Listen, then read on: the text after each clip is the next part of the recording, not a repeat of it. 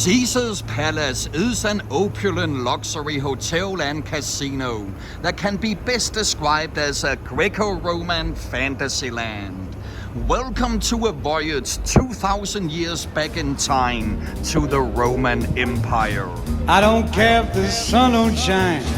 I do my drinking in the evening time when I'm in Las Vegas. You can sit in the sun and camp. I get my color from a sunray lamp when I'm in Las Vegas. I love the laughs and love the life. There's fun of every kind. Next time I come, I'll bring my wife. I'll do that if I lose my mind. The first thing you encounter is a 20-foot statue of Caesar Augustus, the first Roman emperor.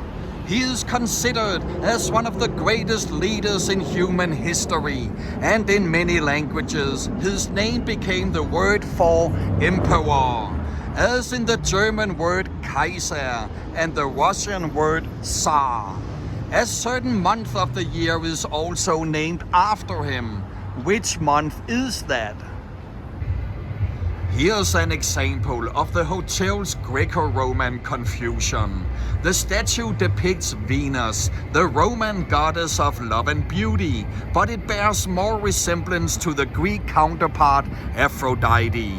In the fantasy television series Xena, Warrior Princess, Aphrodite is a gossipy, love-obsessed character, but who played the title role of Xena? Actually, this is not the Venus statue. I can't find it, but you get the point with the Greco-Roman confusion. I love Vegas every moment. It's my favorite atmosphere. I love Vegas. Why do I love Vegas? Because my money's here. This statue depicts a story from Roman mythology, the abduction of the Sabine women.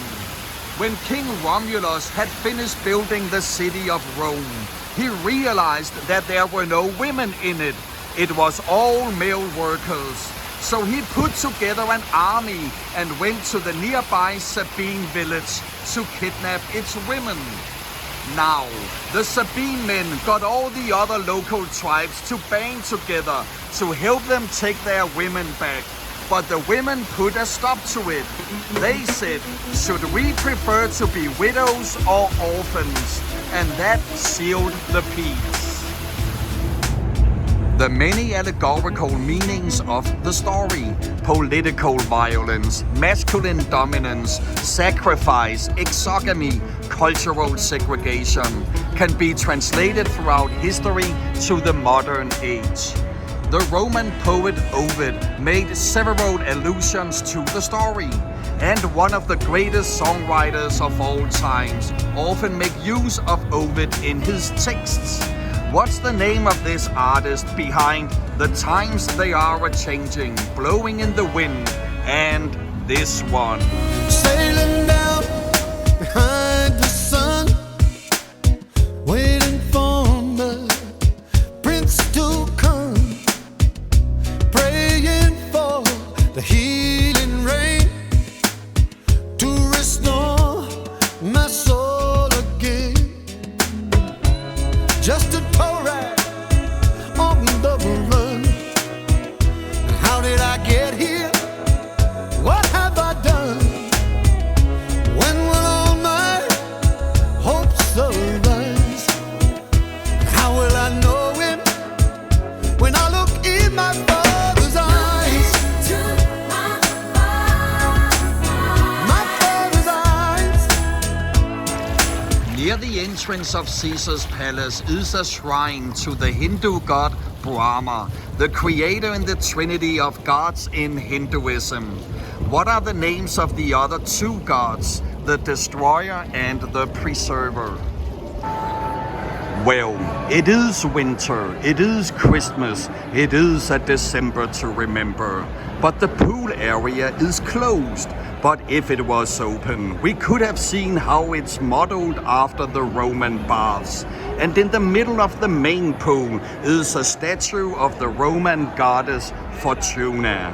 So, if she is the personification of luck, maybe now is a good time to hit the tables of blackjack, craps, roulette, baccarat, and pie-gow poker. Don't worry, I don't have a gambling problem, only when I'm losing. To me, gambling is really like eating pistachios. If you get a good pistachio, you want another good one. If you get a bad one, you want a good one even more. My wife is thinking of leaving me because of my obsession with poker, but I think she's bluffing. But now, my wife has left me because I'm a compulsive gambler. I do anything to win her back. I should be good at this because I fold all the even-numbered cards so I can play the odds.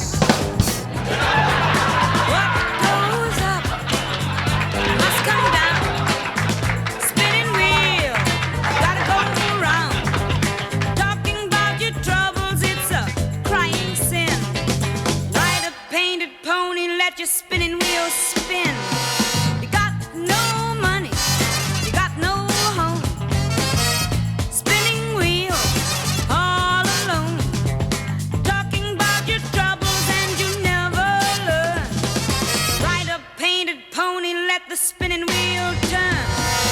Caesars used to have a huge outdoor arena located behind the resort, but it was demolished in '98. Many boxing matches were held at the venue, most notably the super fight between Sugar Ray Leonard and Marvin Hagler.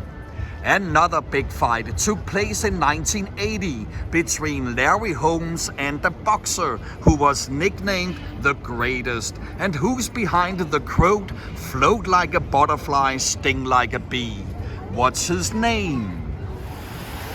In '67, stunt performer and motorcycle daredevil Evel Knievel tried to bike jump 140 feet over some of the hotel's fountains. He ended in a coma for 29 days before recovering, and 32 years later, his son successfully made the jump.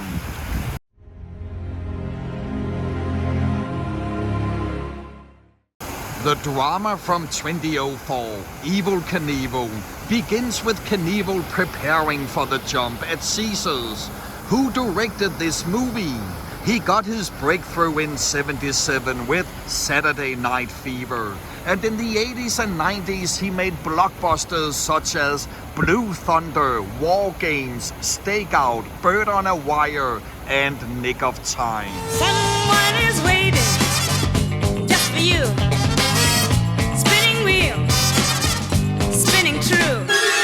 Drop all your troubles on the riverside.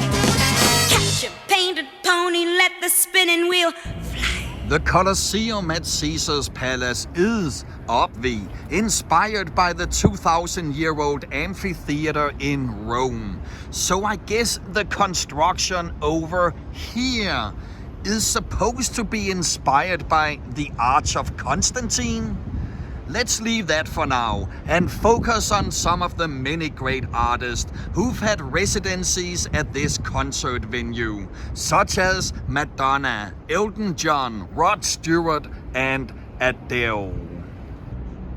Celine Dion has had the longest residency with 1,141 shows, and in 2018 she filmed in the Colosseum the music video for the song Ashes from Deadpool 2, where she sings alongside the title character in the movie, who played the wisecracking mercenary Deadpool.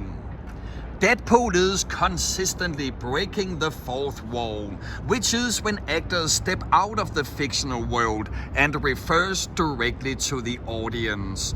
We have seen this since the days of Laurel and Hardy and Groucho Marx, and we have recently seen it on the Marvel series She-Hulk.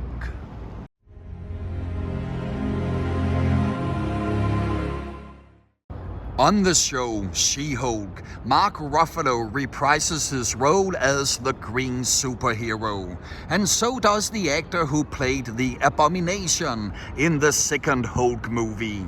What's the name of this actor, whom you also know as Mr. Orange in Reservoir Dogs, for his award-winning portrayal of the evil aristocrat Archibald Cunningham in Rob Roy, and as the micro-expression specialist on the drama series Lie to Me.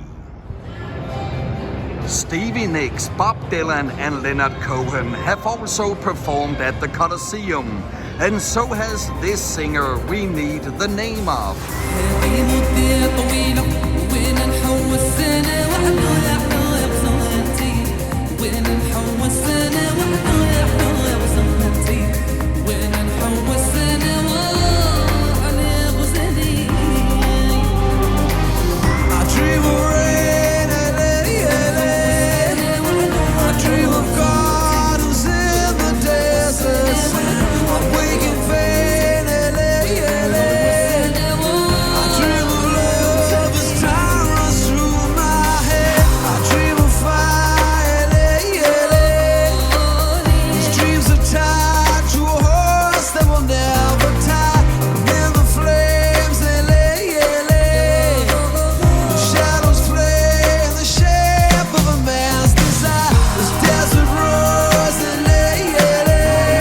Caesar's Palace has appeared on series such as The Sopranos, Friends, and Agents of S.H.I.E.L.D., and in films like Ocean's 11, Intolerable Cruelty, and Iron Man. One of the suites, the Emperor's Suite, is featured in the drama from '88, Rain Man, as where the brothers spent the night after a big blackjack win. And still to this date, it is nicknamed the Rain Man Suite. Who portrayed the two brothers, the hustler Charlie and the autistic savant Raymond.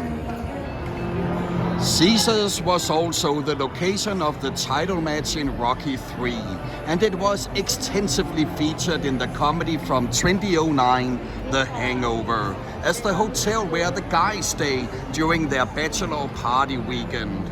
Who played the role of Phil, the sarcastic school teacher and the leader of the Friends. You also know him from the musical A Star Is Born. I love Vegas when I'm winning. I love it when I lose. I love Vegas like the Army loves its manuals. I love Vegas like Sinatra loves Jack Daniels. I love Vegas. Hey!